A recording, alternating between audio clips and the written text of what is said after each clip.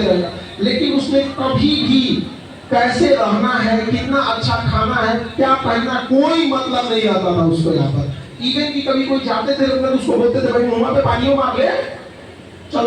लेकिन आज सोचिए वो डॉक्टर है, नीट में जो बहुत अच्छा नंबर लाएंगे लोग ना, उन लोग को एम्स मिलता है। इस बार तो टॉपर को भी नहीं मिला है।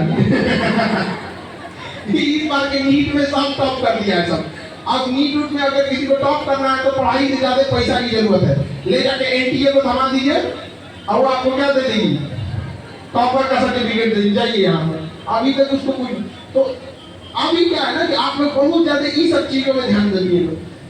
कम से कम टाइम दीजिए अपने आप पे। सबसे ज्यादा फोकस किस पर आना चाहिए, पढ़ाई पर आना चाहिए।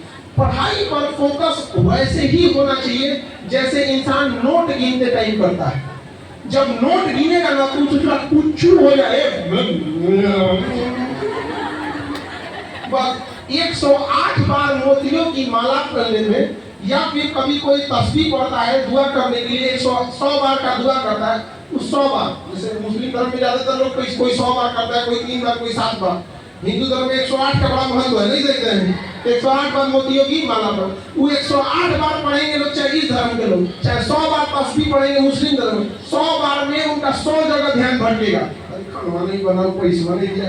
लेकिन अगर नोट गिनना हो, अरे बाप रे बाप, मजाक किसी का ध्यान भटक जाए तो पढ़ाई कैसे करना है, जैसे लो बस ज्यादा नहीं 1 से 2 घंटा ही पढ़ लो, लेकिन उस तरह से। हम ये नहीं कहते आप 24 घंटा पढ़ते हो, कितना पढ़ते हैं इससे कोई मायने नहीं रखता है, क्या पढ़ते हैं ये मायने रखता है। कंसंट्रेट होके पढ़िए, ज्यादा पढ़ने की जरूरत ज्यादा, नींद प्रॉपर लीजिए। कई लोगों को देखेंगे कि सुध में नहीं करेगा सर, आज पढ़ेंगे 2 दिन जगेगा सर, पूरा 1 हफ्ता भंगवा ही रहेगा सर।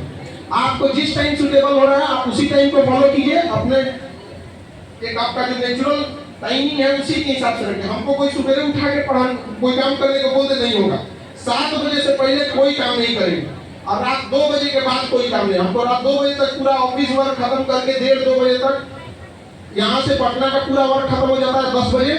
उसके बाद से 1 घंटा इलाहाबाद में क्या हुआ, फिर दिल्ली में क्या हुआ, नोएडा में क्या हुआ, मुखर्जी नगर में, करोल बाग में, देहरादून में, जयपुर में, बोरिंग रोड में, सारा चीज सिस्टमेटिक करते करते 1-1:30 बज जाता है। हमसे कोई कहते हैं कि सुबह आप एक काम कीजिए, आप 2 बजे वाला जो काम खत्म करते हैं उसको 12 बजे खत्म कर दीजिए और सुबह 5 बजे उठिए, पूरा डिस्टर्ब हो जाएगा।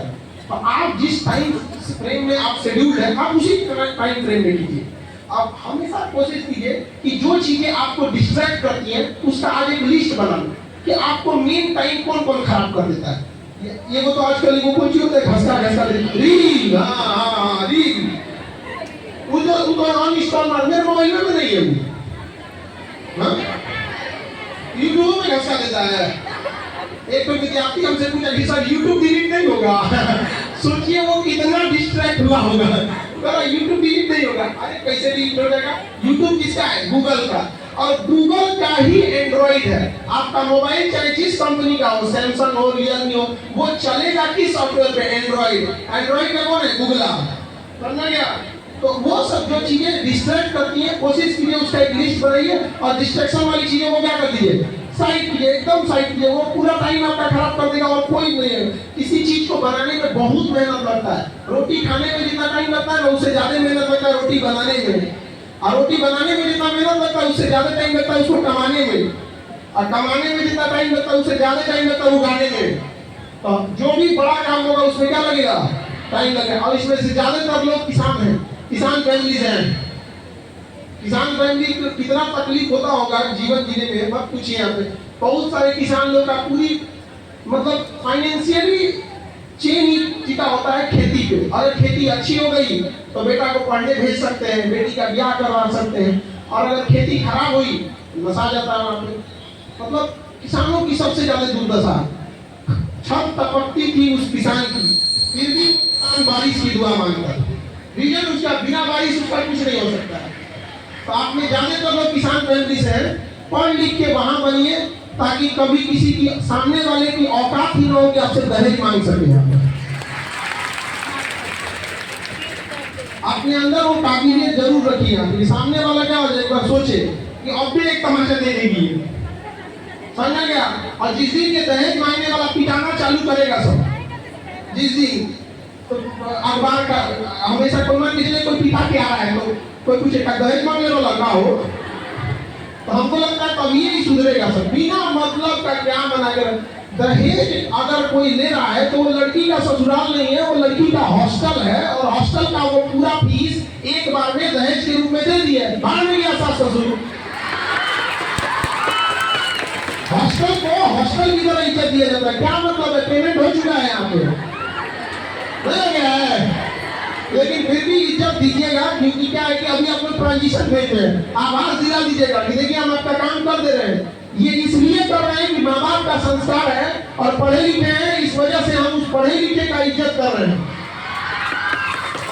और इज्जत के लायक तो हम लोगों ने छोड़ा ही नहीं, पैसा देके यहाँ आए हैं, समझ नहीं यहाँ पे। लेकिन देखिए हमेशा इंसान को परिवार के साथ ही रहना है, परिवार से नहीं लड़ सकते हैं, समझना कि परिवार से कोई नहीं लड़ सकता है।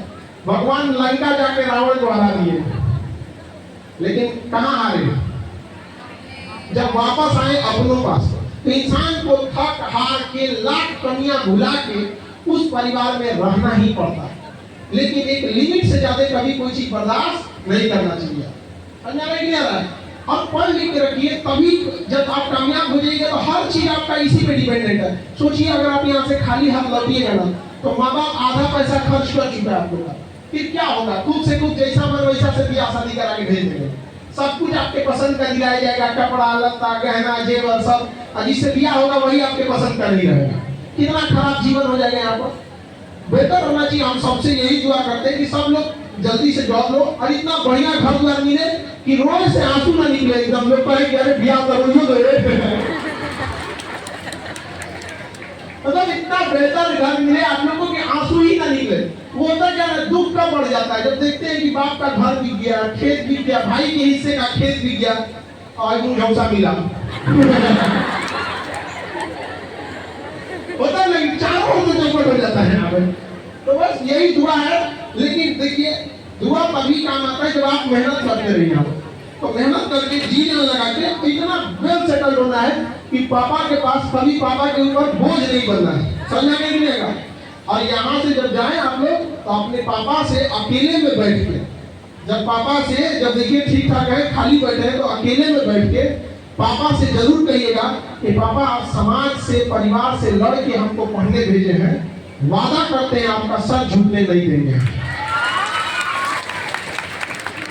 याद रखिएगा आपका एक कदम 1000 लड़कियों को घर से निकलने से रोक देगा। पूरा गांव समाज बनेगा। यहाँ पे पुरुष प्रधान समाज है, यहाँ लड़कों की 100 गलतियां लोग माफ कर देते हैं, लेकिन लड़कियों की एक गलती लोग नहीं माफ करते हैं। 10 साल बाद पुरान बात काट देते हैं। तो ऐसा कोई काम नहीं करेंगे आप लोग कि माँ बाप और भाई का सर से नीचे झुके। देखिए आप लोग को जो दहेज है वो बहुत खराब चीज है, लेकिन आप कभी गौर किए उस दहेज को चुकाता है वो आपके भाई या आपके पापा, समझ नहीं आएगा। और कभी शिकायत तक नहीं करने जाते इस सब चीजों से, बोलते हैं नहीं। तो क्या उनकी रिस्पॉन्सिबिलिटी बनती है कि नहीं बनती? कितना अच्छा लगेगा कि आप लोग जब जॉब लेके जाइएगा और अपने उस ऑफिस में अपने पिता को माँ को अपने उस कुर्सी पे बैठाइएगा। यहाँ पर वो दिन के लिए मेहनत कीजिए। जब पढ़ाई का मन न करे ना तो याद रखिएगा ये सपना जरूर रखना है कि अपने अधिकारी बन के अपने उस कुर्सी पे किसे बैठाना है? माँ बाप को बैठाना है। समझना नहीं क्या? भले माँ बाप आपको बचपन में महंगे खिलौने न दिलाए हो, लेकिन माँ बाप जो पसंद आ जाए वो खरीद देना है माँ बाप को। आपका बचपना गरीबी में बीता हो, लेकिन बाप माँ का बुढ़ापा कभी गरीबी में नहीं बीतना चाहिए। हमेशा एक चीज को जब भी पढ़ने का मन न करे तो याद रखिएगा आपकी माँ के आंख में आपका सपना है, आपकी माँ इंतजार कर रही होगी यहाँ पर। भले आपने इसमें से बहुत सारे बच्चों का घर टपक रहा होगा, इस टाइम गांव का घर जो गांव का टपक रहा होगा, किसी के गांव के घर में पानी घुस गया होगा, लेकिन माँ बाप आधा पेट खा के आपको पैसा दिए होंगे कि मेरा बेटा बेटी वहाँ बढ़िया से पढ़ेगा, उसको कोई दिक्कत नहीं होगा। भले अपने ना खाए, लेकिन एक बार आपको पूछी होगी, अपना कम खा के आपको पैसा टाइम से भेज देती होगी कि बाबू को कहीं बोलने मम्मी को कोई दिक्कत ना हो। इसके बाद भी पूछती हो, और इसके बावजूद अगर आप यहाँ अगर ऐसे कर अपने माँ बाप का पैसा बर्बाद कीजिएगा तो याद रखिएगा जो अपना नहीं हुआ ऊपर वाला भी उसका नहीं होता है। और यहाँ बच्चों के देखिए कई बार गार्जियन माँ बाप शिक्षक आपको समझाते हैं, उसका कई बार बच्चों को बुरा लग जाता है। जैसे बोलते कि इधर उधर मत घूमो, ज्यादा दोस्ती उस्ती मत बढ़ाओ, क्योंकि हम लोगों को समाज का असली चेहरा देख चुके हैं। समाज का तजुर्बा आपसे ज्यादा बेहतर है हम लोगों का। इसीलिए डांटते हैं कि जिस नजरिए से आप समाज को देख रही हैं, समाज इतना भी अच्छा नहीं है। अपना समझ के ही कोई आपको बोलता है कि बाबू पढ़ाई कर लो, अच्छे से रहो, अच्छे से कपड़े पहनो, वरना अगर किसी को परवाह नहीं होता है ना तो किसी को नहीं बोलने जा रहा है। इतना समाज नहीं है यहाँ पर। लेकिन आपको जो लगता है कि कोई आदमी आपसे बेहतर ढंग से बात कर रहा है तो आपको लगता है वो भी बेहतर है, ऐसा नहीं है। आपसे कोई इज्जत से बात करेगा तो आप खुश हो जाएंगे, और वही कोई लड़कों से अगर कोई बहुत इज्जत से बात करेगा तो डर जाएगा, ये भाई बड़ा आराम से बतियाया है, बड़ी इज्जत दिया है, क्या बात है। रीजन जानते हैं आप, जीवन में जितने लोगों से मिली होती है उतने लोगों से लड़का सब धोखा खा के बैठा है सर, और बड़ा मुश्किल है उस शख्स को गिराना जिसे ठोकरों ने चलना सिखाया हो। तो जीवन में आप लोगों को ठोकर थोड़ा कम लगा होता है, क्योंकि बहुत सारे काम जो होते हैं ना माँ बाप और भाई करके दे देते हैं, तो उनकी भी बातों को समझना है यहाँ पे। और ठोकरों से अपने ठोकर लग लग के सीखिएगा तो पैर पूछा जाएगा। बेटर है दूसरों के ठोकरों से भी सीख ले। क्या जाता है यहाँ पे, कोई सामने वाला इंसान बोल रहा है तो सीख लेते हैं उससे, क्या पता कि बेहतर बोलता हो, 10 बात बोल रहा है उसमें 2 तो अच्छा ही होगा यहाँ पर। और हमेशा एक चीज याद रखिएगा, दुनिया जिस हिसाब से दिख रही है उस हिसाब से नहीं है, इससे हमेशा ध्यान रखना है आप लोगों को। समझा रहे क्लियर है? कितना भी जब भी पढ़ाई से अगर आपका मन भागे तो इस पे जरूर ध्यान दीजिएगा। और माँ बाप हमेशा आपका भला चाहते हैं। अभी भले आप लोगों को लगेगा जिस दिन आप कामयाब हो जाएंगे लोग ना, सारा सपना पूरा हो जाएगा यहाँ पे। आजकल लड़का लड़की को देखते हैं, कोनो को ये उम्र में, पढ़ने की उम्र में कहता है हम भी आ कर दो। ये बताओ तुम बेरोजगार लड़की के लिए कौन लड़का लड़ाई लड़ेगा? अब बेरोजगार लड़का के लिए क्या आप लोग घर से लड़ पाइएगा? लेकिन सपोज कीजिए कल को आप अधिकारी बन गई, आपको लगता है माँ बाप खुद आपसे कहेंगे कि बाबू बबनी अब तुम अपने लेवल का देख लो, हम लोग खोजेंगे तो पता नहीं तुम्हारे लेवल का रहेगा कि नहीं रहेगा। तो सारी चीजें एक सिस्टमेटिक होती है। सोचो अगर कोई बच्चा मैट्रिक पास नहीं हुआ है और सोच रहा है बीएससी में हम फिजिक्स लेंगे कि केमिस्ट्री लेंगे, बैलेना है। जब तुम बीएससी में आना तो सोच लेना ना कौन सा ऑनर्स रखोगे। तो जो चीजें आपके लिए अभी के लिए नहीं है, आप पहले से क्यों प्लानिंग कर रहे हैं? तो इस चीजों से आप लोगों को बचना है यहाँ पर। और ज्यादा फ्रेंड सर्किल में नहीं रहना है, ज्यादा मोबाइल आज के टाइम में मोबाइल इतना बड़ा डिस्ट्रैक्शन हो गया है जिससे आप लोग का पूरा करियर तबाह हो रहा है। तो इस चीजों से भी आप लोग बच के रखिएगा। और हमेशा बताते हैं लड़का सब कितना बढ़िया बढ़िया बात बोले, ना ना ना ना, जितना बढ़िया बात बोल रहा है उस दूसरा को उतना खतरनाक है वो।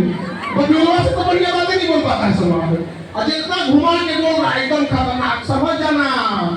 और बाप रे बाप, वो इतने खतरनाक है, कितनों समझा ले नहीं। हमेशा याद रखिएगा, कोई आए जाए जिंदगी भर साथ वही देगा जिसको पापा खोज के लाएंगे। समझ आए कि ना? क्या किसी का भी हाथ थामने से पहले सोच समझ के हाथ थामना, क्योंकि सड़क पार करने में और जिंदगी पार करने में अंतर होता है। समझ आए कि ना? क्या 2-4-6 महीने कोई भी किसी को मेहमान की तरह इज्जत करता है, लेकिन एक पूरी लाइफ जीतना बहुत मुश्किल हो जाता है। समझ आ रहा है कि नहीं आ रहा आप लोगों को? पढ़ाई वगैरह पे फोकस करिए, रिवीजन प्रॉपर करते रहिए, रिवीजन से मत हटिएगा, और छोटे मोटे लड़ाई झगड़े डिस्प्यूट में आप लोग नहीं पड़िएगा। लेकिन हम क्या बोले, आजकल टीचर लोग डिस्प्यूट में पड़ जा रहे हैं। लोग देख रहे हैं कि कोनो एक टीचर दूसरे टीचर को गिरा रहा है, कोनो उसको बुराई वाला कर रहा है। तो ये सब हमको नहीं समझ में आता है कि विद्यार्थी सब का क्या हाल करेगा। इसलिए चिल्लाते दीजिएगा किसी को भी, आप किसी का जवाब ज्यादा देने की कोशिश मत कीजिएगा। आदमी कितना भी ताकतवर हो, जिसका काम भोगना है उससे अच्छा आप नहीं भोग सकते हैं।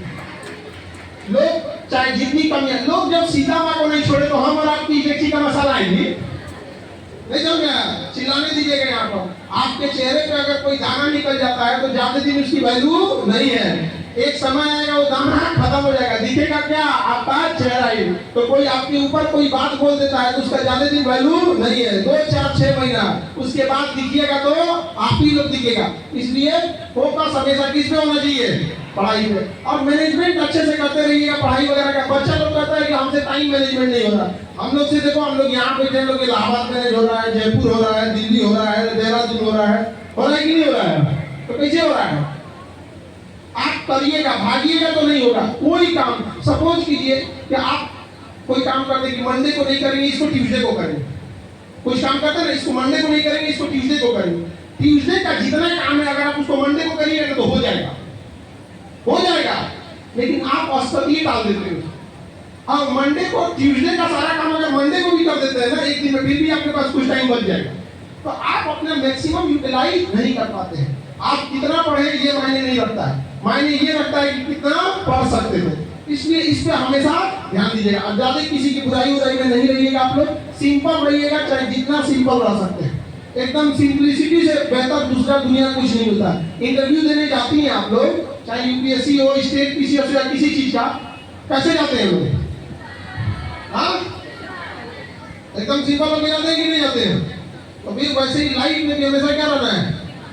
सिंपलिसिटी से रहना है। आपको यहाँ बैठ गए आप लोग, कितना देर पढ़ रहे हैं आप लोग भी बाबू, ऐसे ही बन गए ये लोग। आपके डिपार्टमेंट को इस बार हमारे यहाँ से बहुत सारा दरोगा मिलने वाला है। इसमें मेरिट लिस्ट का इंतजार में बैठे हैं लोग, बहुत सारे लड़के लड़की।